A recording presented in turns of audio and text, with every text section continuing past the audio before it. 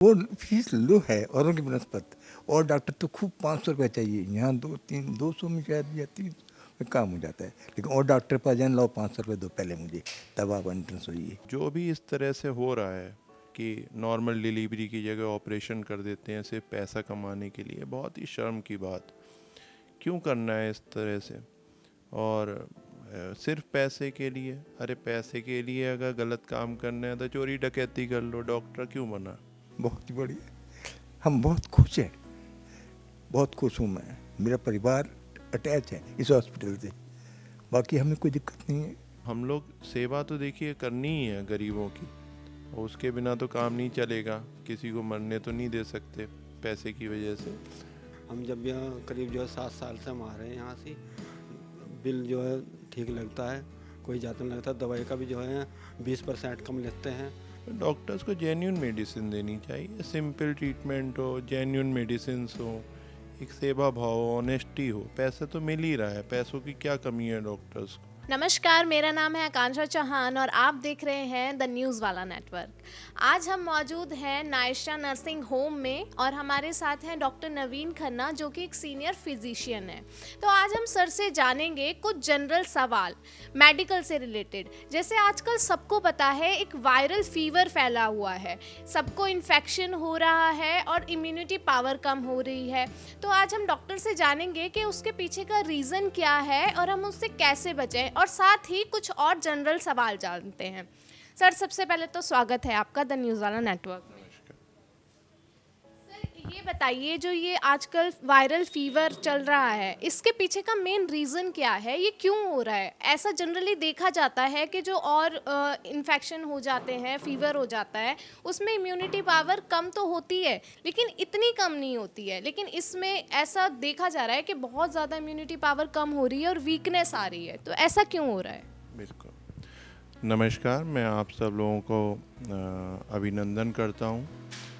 और ये जो वायरल फीवर है, इसमें मेनली क्या है कि गला ख़राब होता है, फीवर होता है, हेडेक होता है। तो इसमें ये चूँकि वायरल है तो पहले से चला आ रहा है, तो मोस्टली ये इन्फ्लुएंज़ा वायरस होता है, और करीब कुछ लोगों को 3 डेज़ रहता है, 5 डेज़ रहता है, लेकिन इसमें थोड़े रेजिडुअल सिम्टम्स रह जाते हैं। जैसे थोड़ा कफ रह जाता है, गले में खराश होती है, और कुछ लोगों में क्या होता है, जैसे लंबी खांसी जो होती है, तो मैंने ये देखा है कि उनको लंग्स में एलर्जी होती है या कोई एसोसिएटेड प्रॉब्लम्स भी हो सकती हैं। तो मैं यही कहूँगा कि वायरल का ट्रीटमेंट थोड़ा केयरफुल ले और अपने डॉक्टर को ज़रूर दिखा दे। धन्यवाद। सर, इसमें हम वायरल फीवर से बचने के लिए हम क्या क्या प्रिकॉशंस ले सकते हैं?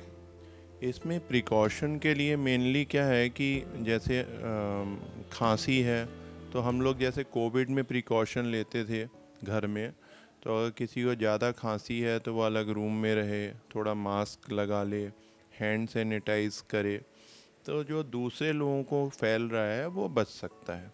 इतना अब तो कोविड में पहले जो प्रिकॉशन लेते थे काफ़ी लोगों को मालूम है, तो थोड़ी प्रिकॉशन 5-7 डेज़ के लिए ले सकते हैं। सर, ये कोविड का ही दूसरा एक रूप माना जा रहा है, ये वायरल की, जो ये छूने से फैल रहा है, या कुछ और है? नहीं नहीं, कोविड नहीं है। कोविड तो केसों सिम्टम भी डिफरेंट है रहते थे और सीवियरिटी भी रहती थी। इसमें ऐसी कोई सीवियरिटी नहीं है, कोई डरने की ज़रूरत नहीं है। ये तो बहुत लंबे समय से चलता आ रहा है, तो नॉर्मली है। मौसम जब बदलता है, कभी जब सर्दी आती है या जाती है, तो इस तरह से होता है, उसमें कोई डरने घबराने की बात नहीं है। कोई एज ग्रुप को इफेक्ट कर रहा है? कोई स्पेसिफिक एज ग्रुप है, ये सभी को ही इफेक्ट कर रहा है ये वायरस? ये ऑलमोस्ट सभी को इन्फेक्ट कर रहा है। ओल्ड एज में भी हो रहा है, यंग में भी हो रहा है, बच्चों में भी हो रहा है। तो ये नॉर्मल फीवर है, चला जाता है, कोई डरने की ज़रूरत नहीं है इसमें। सर, हम अपने डाइट में क्या इंक्लूड करें जिससे हम इस फीवर से, इस इन्फेक्शन से बच सकें?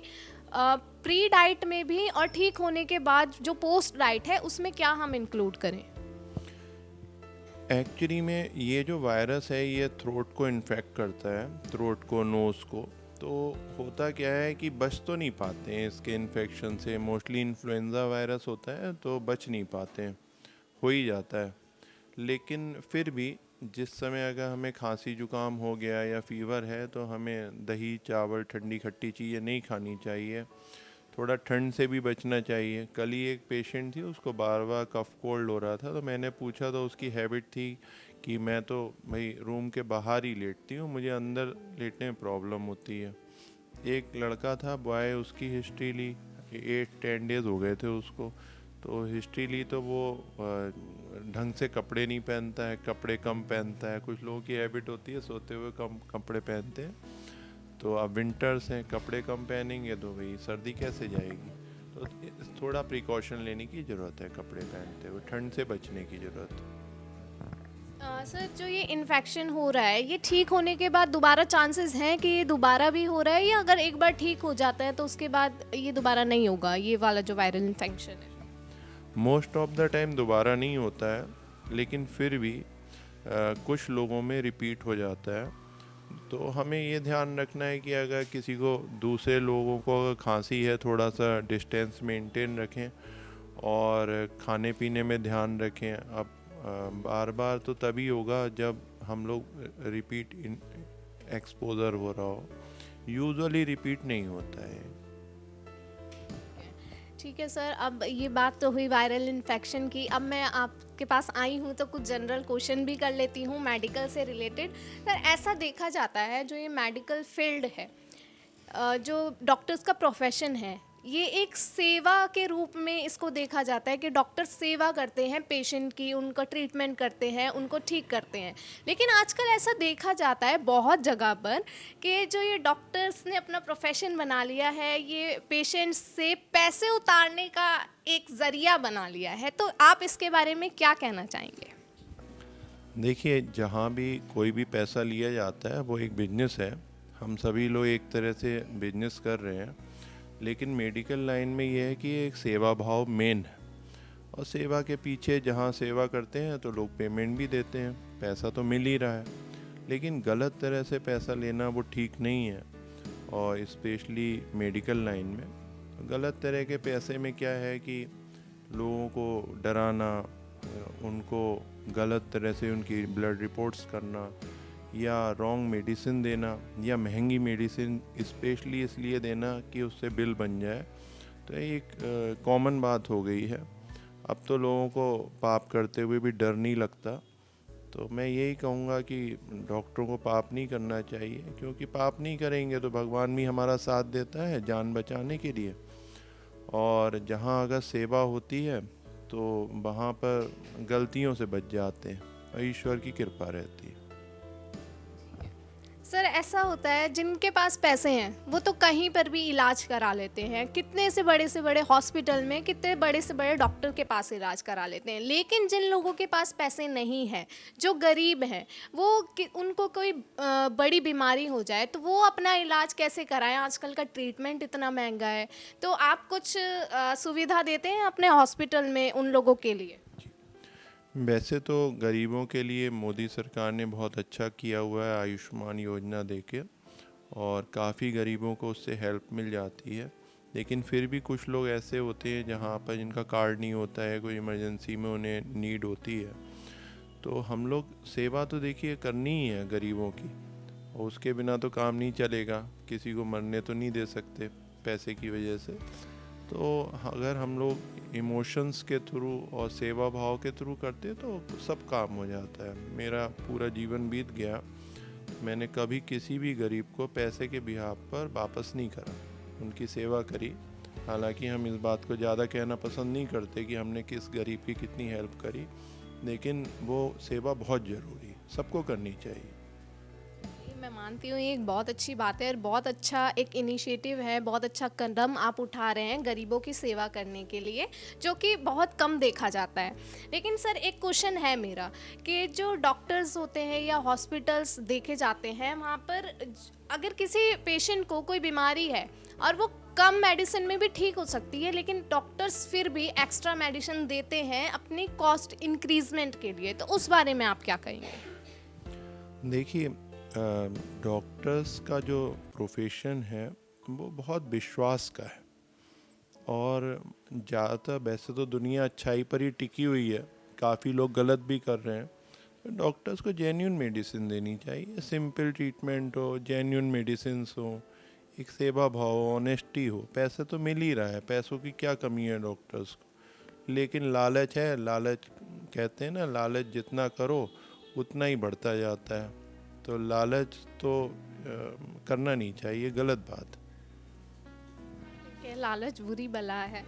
और आपका हॉस्पिटल है, दो आपके हॉस्पिटल हैं, तो आप चार्जेस लेते हैं, तो इमरजेंसी चार्जेस भी लेते होंगे।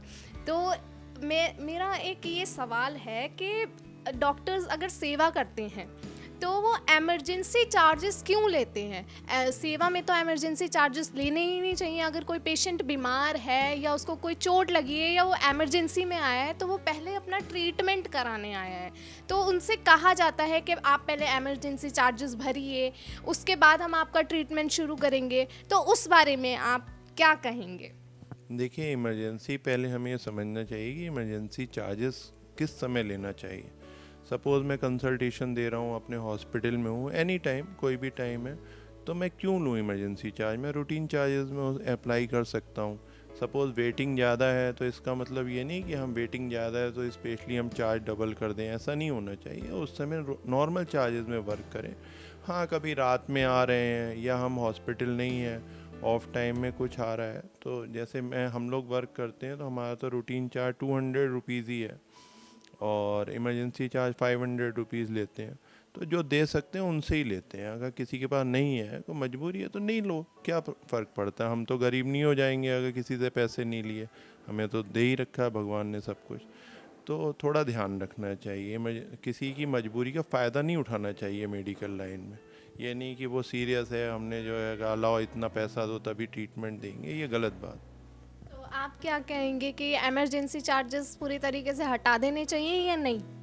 नहीं, पूरी तरह से नहीं हटाने चाहिए, लेकिन अब सपोज रात के 12 बज रहे हैं, पेशेंट आया और भाई 200 की जगह सपोज मैंने 500 ले लिया, तो वो गलत तो नहीं कहलाएगा। हाँ, अगर उसके पास पैसा नहीं है, सपोज एक भी रुपया नहीं है, तब भी हमें काम तो करना ही पड़ेगा, तो नहीं लेने चाहिए। जो दे सकता है उससे ले लो। तो एक थोड़ा सा सिस्टम भी मेंटेन करना है और किसी को परेशान भी नहीं करना है, अपने लिए भी थोड़े पैसे चाहिए होते हैं। चलिए ठीक है, डॉक्टर्स भी इंसान है, डॉक्टर को घर चलाना होता है, तो अपने लिए भी पैसे चाहिए। सर, एक सवाल मेरा और है, कोई फीमेल अगर प्रेग्नेंट है और उसका डिलीवरी का टाइम है, तो लोग सोचते हैं कि हम नॉर्मल डिलीवरी हो जाए तो ज़्यादा अच्छा है, लेकिन डॉक्टर्स क्या करते हैं कि नॉर्मल डिलीवरी की बजाय उनको ऑपरेशन सजेस्ट कर देते हैं अपनी कॉस्ट इंक्रीजमेंट के लिए। तो आपके हॉस्पिटल में ऐसा होता है या नहीं, या आप इसके बारे में क्या कहेंगे?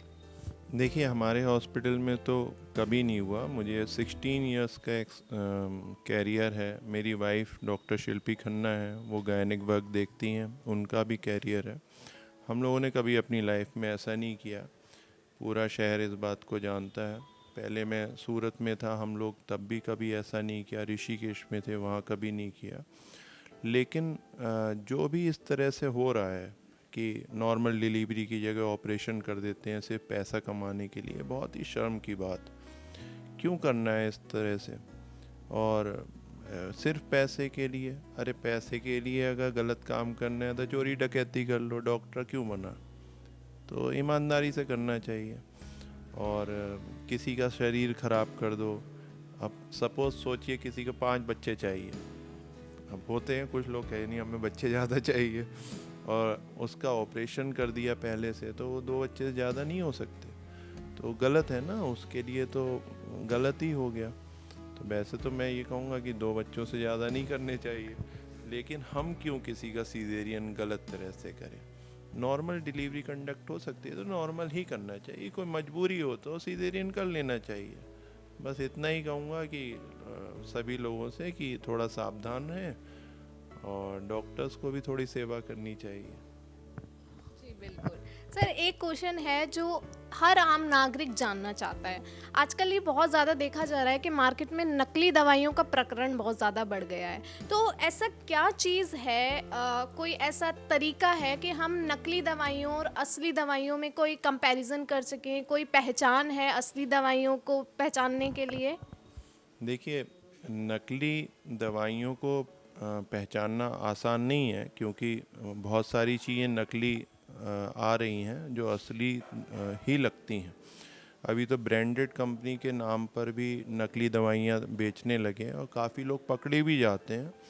लेकिन स्पेशली मैं एक जनरल आदमी कैसे डिटेक्ट कर सकता है नकली असली है? तो मैं यही कहूँगा कि जो भी लोग मेडिसिन लें तो पक्के बिल पर लें। और एक बात तो ये ध्यान रखें, और दूसरा क्या है, पक्का बिल जब जनरेट होगा तो आदमी कोई भी बिल बनाएगा तो नकली देने से डरेगा। दूसरा क्या है, एक प्रूफ तो हो गया उसके पास। दूसरा क्या है कि कहीं भी जाएं, कोई भी काम कराएं तो जेन्युइन लोगों के पास जाएं। भरोसा होना चाहिए। भरोसा मेडिकल लाइन में भी बहुत सारी चीज़ों का होता है, तो भरोसे की जगह जाएंगे तो वो गलत चीज़ अवॉइड करेंगे। इतना ही कहूँगा। सर, आप अपने हॉस्पिटल की और पेशेंट के ट्रीटमेंट की क्वालिटी कैसे मेंटेन करते हैं? कोई खास तरीका है आपके हॉस्पिटल का और ट्रीटमेंट के प्रोसेस का? नहीं, कोई ख़ास तरीका नहीं है। मेडिकल लाइन में क्या होता है कि डायग्नोसिस अगर सही है तो फिर उसका ट्रीटमेंट भी सही होगा। तो बहुत सारे मैं अपने से कंसर्न कहूँगा कि मुझे 16 इयर्स हो गए प्रोफेशन में। तो बहुत मेहनत करी अपने कैरियर में, बहुत स्टडी करी, और जितनी भी इंसान कर सकता है। फिर एक्सपीरियंस होता है, थाउजेंड्स पेशेंट का ट्रीटमेंट किया। सीरियस पेशेंट भी थे, रूटीन पेशेंट्स भी थे।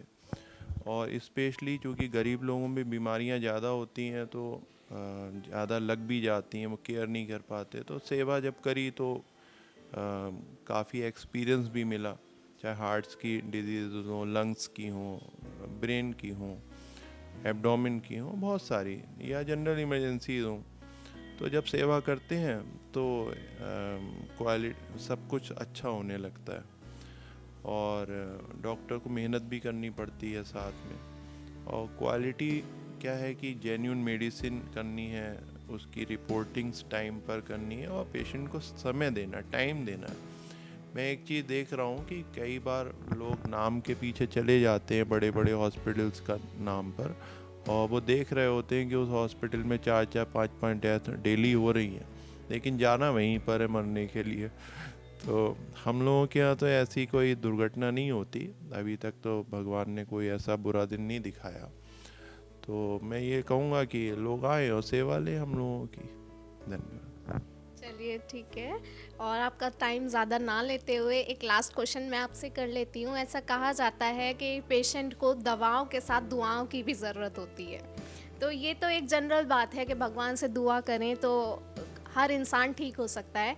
लेकिन मेरा क्वेश्चन ये है कि पेशेंट को दवाई के साथ साथ हम उससे बातें करते हुए, उसका एनवायरनमेंट ठीक करते हुए उसको कैसे ठीक कर सकते हैं?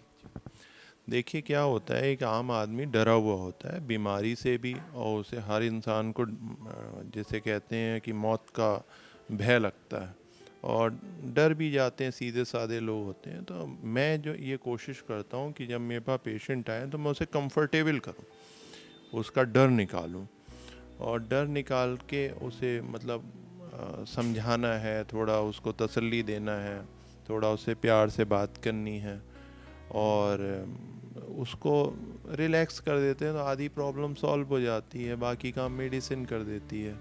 तो इसी तरह से करना चाहिए। चलिए, ठीक है। थैंक यू डॉक्टर, आपने अपना कीमती समय हमें दिया और बहुत अच्छी आपने बातें बताई हैं। क्वेश्चंस के आंसर भी आपने बहुत अच्छे तरीके से दिए हैं। मेरे को लगता है हमारी ऑडियंस खुश हो जाएंगी ये इंटरव्यू देख के। तो अब हम और भी पेशेंट से जानते हैं, यहाँ के हॉस्पिटल के बारे में, ट्रीटमेंट के बारे में, और कुछ स्टाफ से भी बात करते हैं। तो चलिए, आइए चलते हैं। मैम, आपको किस चीज़ का ट्रीटमेंट आप यहाँ करा रही हैं? जी मुझे थोड़ी सांस में दिक्कत थी। अभी पहली बार आई हैं आप इस हॉस्पिटल में इलाज कराने, या पहले से ही आते हैं? जी नहीं, पहले से आओ, मेरा तो ठीक इलाज हुई, दवाई ना मुझे यहीं की लगो इनकी। दवाई यहीं की लगती है आपको? तो यहाँ डॉक्टर का बिहेवियर कैसा है और हॉस्पिटल का माहौल कैसा है? ठीक हो सब कुछ। सर, आप बताइए, आपने यहाँ बिल पे किया होगा, तो ऐसा तो नहीं है कि आपसे कोई ज़्यादा पैसे लिए गए हैं? जी नहीं, नॉर्मल पैसे लिए जाते हैं।